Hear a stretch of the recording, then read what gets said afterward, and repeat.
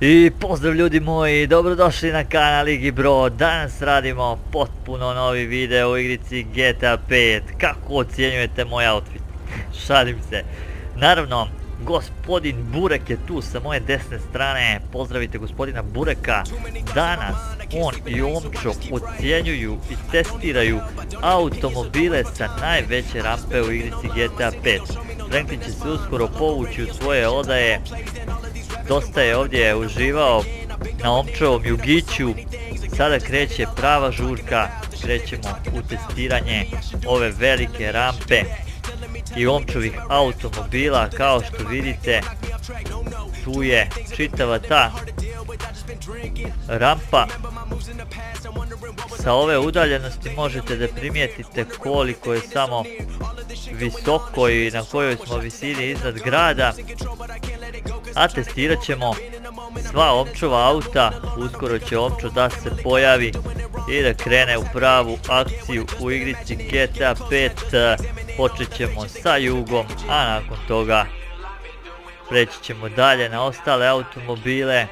Ali evo za početak da vidite koliki put u stvari treba da pređe Omčo sa svojim mašinama kako bi na kraju pokušao da preživi. Vidjet ćemo kako će koji automobil proći na kraju sa ove visoke rampe. To bi bilo to što se tiče uvoda. Prelazimo u akciju. Omčo i gospodin Burek kreću sa automobilima niz ovu veliku rampu. Jedva čekam da naiđe onaj hepek sa Jugom, da ga vin benzin zapali. I ljudi, spremni smo za akciju. Omčo je već u svom jugiću. Krećemo lagano na ultra rampu. Vidjet ćemo da li će uspjeti Omčo sa Jugom da izgura i da preživi.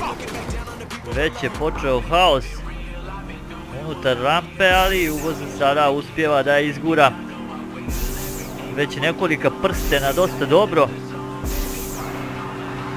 Problemi za gospodina Bureka koji definitivno mora da promijeni svoje mjesto. Omčo ga nije dobro svezao. Evo sada i posljednjeg busta, prilika da se Omčo što bolje lansira. Da li će Jugo preživjeti ovoliku visinu? Omčo lijepo upravlja, pokušava nekako da zadrži Jugić. Kakav je ovo bio udar, ali Jugo je uspio da preživi. Dakle, pogledajte kako se razlupala prednja strana potpuno. Jugić se udubio, ali i dalje je u voznom stanju. Omčo je uspio da preživi sa svojim prvim automobilom iz svojih videa. Jugo će dakle ostati. A sada se vraćamo gore na rampu da testiramo naše sljedeće vozilo. Zastava je sljedeća žrtva skoka sa rampe. I akcija se nastavlja, ponovo smo tu na rampi. Ovaj put Omčo u zastavi koju dobro poznajete. Omčo i Meca su je iskoristili u nekim videima. A sada je vrijeme da pokušamo da preživimo sa ovom zastavom. Pad sa ove ultra rampe u igrici GTA 5. Zastava je uskočila, nimalo dobar početak, ali vidjet ćemo da li će Omčo uspjeti da sačuva još jedno svoje auto u ovom videu, u ovoj akciji testiranju njegovih automobila. Zastava sve brža. Još malo pa smo tu kod posljednjeg prstena, kod posljednjeg busta. Ovdje je sada malo u problemima. Omčo kruži sada sa zastavom, ali ispravio je. Biće ovo slab boost, šta će se desiti, da li će ovaj automobil da preživi ovaj pad. Zalazak sunca, da li će Omču da zađe sunce sa ovom zastavom. Već problemi i sada situacija za pucanje stakala.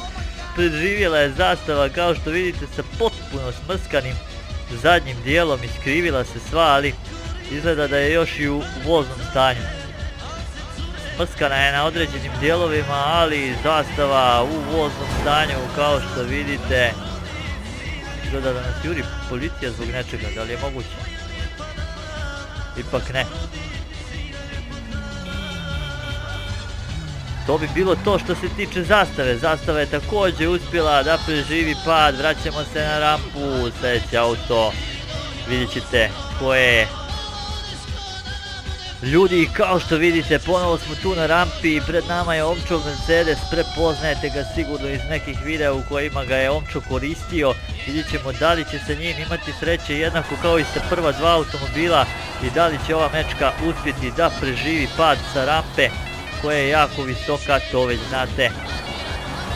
Krenuo je Mercedes i to i najbolje do sada od svih drugih automobila. Ima dobar boost, drži dobar pravac, vidjet ćemo kako će na kraju završiti ova njemačka zvijer. Gospodin Burek čvrsto vezan, nema problema za njega, vidjet ćemo da li će na kraju biti skroz pečeni on i Omčo ili će i ovaj automobil uspjeti da se izvuče. Pogledajte predivni zalazak. Lijepo sam usmjerio Mercedes, za sada ima divan pad. Ako ovako ostane, malo problema. Kako je samo odvalio sa Mercedesom koji je potpuno iskrivljen. Pogledajte ovo. Potpuno iskrivljen automobil, nevjerovatno.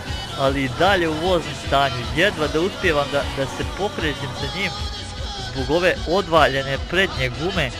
I pozadi je sav kriv. Pogledajte na šta liči auto nakon pada. Znači potpuni haos. Potpuno rasturen automobil, podigli su mu se amortizeri kod zadnjeg točka, a pogledajte prednji koliko je točak upao u karoseriju. Znači potpuna havarija Mercedesa koji jedva uspijeva da se kreće, ali i dalje je u voznom stanju. Omčo je preživio sada još jednim svojim automobilom, a mi se vraćamo na rampu. Testiramo Cvaju. Ljudi, evo nas ponovo na rampi, pao je mrak, kao što vidite Omčo je u svojoj Cvaji koju je toliko puta ofarbao, uključili smo u ovaj disco mod i sada idemo sa Golfom dvojkom niz ovu rampu, vidjet ćemo da li će ovo blještavo čudo uspjeti da preživi. Dobro je uskočio Golf, kao što vidite, blješti u mraku ova mašina. Omčo sa gospodinom Burekom prolazi kroz ove zelene prstenove. Golf je dobio sjajan boost. Silazimo polako prema posljednjem krugu gdje je najveći boost prilikom izlaska iz rampe. Evo sada skoka, blistava Cvaja je izletjela u raznim bojama. Omčo ga je farbao u raznim bojama tokom videa. Da li će ovaj Golf preživjeti? Padamo na zgradu. Padamo na zgradu. Kakav pad i kakvo rasulo, auto je završilo na zgradi, kao što vidite, sa potpunim haosom naprijed, ali pozadi kao da nije ni dotaknut. Sletit ćemo i dalje, nastavljamo do dna. Da li će ovaj pad uspjeti da preživi dvica? Neće. Prvi automobil koji nije uspio da preživi Golf dvojka. Vraćamo se na rampu, ljudi. Ljudi, vraćamo se nastavku, svanuo je novi dan, Omčo je nakon onoga potpunog haosa sa Cvajom spreman da testira svoj dobro poznati Peugeot 206 koji ste vidjeli u dosta klipova, koji je i dalje aktuelan automobil koji Omčo redovno koristi i sada je spreman da pokuša da preživi ultra rampu i ovaj skok. Da li će biti upisan u niz automobila koji su preživjeli ovaj pad ili će možda Peugeot potpuno sagoreti kao Golf, vidjet ćemo. Posljednji boost izlazi iz ove rampe Peugeot 206. Pa da vidimo šta će se sada desiti sa Omčom. Gospodin Burek umalo da ispadne iz auta.